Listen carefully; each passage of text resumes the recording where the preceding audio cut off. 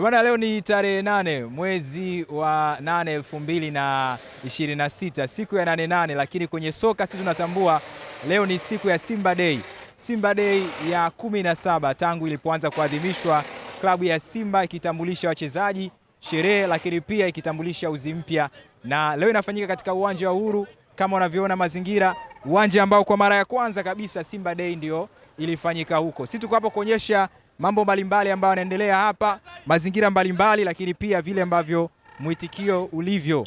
Na mwitikio ulivyo, mashabiki wa Simba wamejitokeza mapema sana asubuhi ya leo. Kiona biashara tayari imeanza kufanyika, ulinzi ukiimarishwa, ni nje ya uwanja wa Uhuru, karibu kabisa na uwanja wa Benjamin Mkapa, ambapo mara kadhaa tumekuwa tukizoea kuona Simba Day ikifanyika. Ni tamasha la timu ya Simba au klabu ya Simba na mashabiki, ni vile ambavyo vinakuwa kilele kinaadhimishwa baada ya kufanya sajili zao, lakini pia baada ya kusajili wanakuja kutambulishwa sasa vyuma vipya ambavyo vinaenda msimu unaofuata kuipambania Simba kwenye michezo ya ndani na michezo ya kimataifa.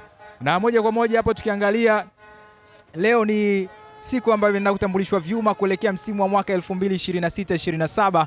Kwa hiyo kila mwana Simba ana hamu ya kufahamu kwamba mechi kwanza wanaocheza itakuwa ya aina gani, lakini pia wachezaji ambao wamesajiliwa uwezo wao ni upi. Leo kila mmoja pengine anaenda kupima timu yake kwa mara ya kwanza, sajili zilizofanyika kwenda kuangalia ziko vipi, lakini pia burudani ndio sehemu ya maisha kwenye matamasha kama haya.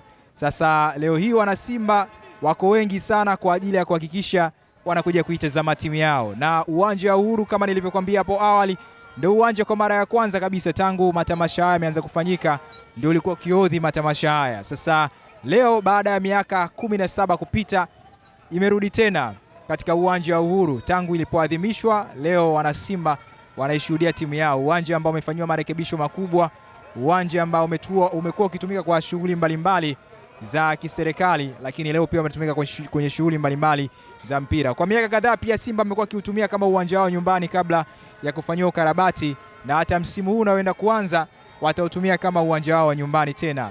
Lakini Simba mbali na kuutumia kama uwanja wa nyumbani, pia kesho itakuwa ni siku ya wananchi, ambapo itakuwa kilele cha mwananchi. Young Africans watatumia kama uwanja wao wa nyumbani pia. Picha unavyoona hapo ni kutoka mwelekeo wa uwanja wa Benjamin Mkapa, ikiwa tunaonyesha mandhari vile ambavyo mashabiki wa Simba wanaanza kuja.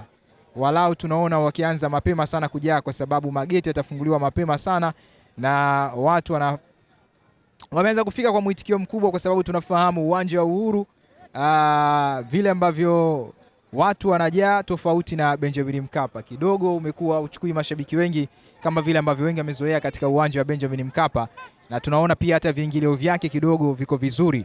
20,000 kwa mzunguko imekuwa ni sio kawaida kama vile ambavyo umekuwa akifanya Benjamin Mkapa, kwa sababu Uhuru kidogo mashabiki unaobeba sio mashabiki wengi sana.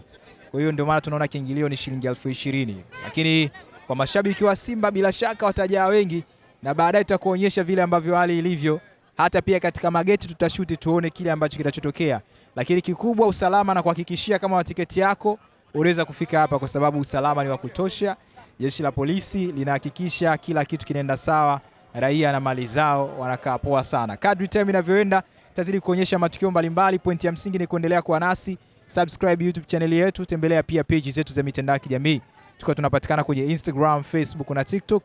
Jina letu ni JR Mtita TV, na dhamini mkubwa sana hapa tunapewa na JR Mtita Unisex Saloon, ambao tunahakikisha weekend hii kabla ya kuja kwenye mitoko hii, kabla ya kuja hapa kupata burudani, basi fika katika matawi yetu upate huduma bora, uonekane safi, uonekane poa na uonekane nadhifu kabisa katika matawi yetu ambayo yanapatikana maeneo mbalimbali, pale Buguruni Rozana mkabala na kote za polisi, Mtoni kwa Azizi Ali pale mkabala na zahanati ya Mtoni, Temeke Sudani kona ya kwenda Tandika, yes Mikwambe mali asili Kigamboni Kibada shule na Tuangoma kwa Sako. Tunatoa huduma za kunyoa shilingi 2,000, alafu tuna huduma ya kuosha bure kabisa. Pia tuna huduma nyingine kama za ngozi, wale ambao wanazingatia ngozi zao kuwa na muonekano mzuri, scrub za aina mbalimbali tunazo, facial, pedicure, manicure, zote zinapatikana kwa bei nafuu kabisa. Tuko hapa tapiga story na mashabiki wa Simba, usikie kile ambacho wanakisema, kile ambacho wanakizungumza hapa.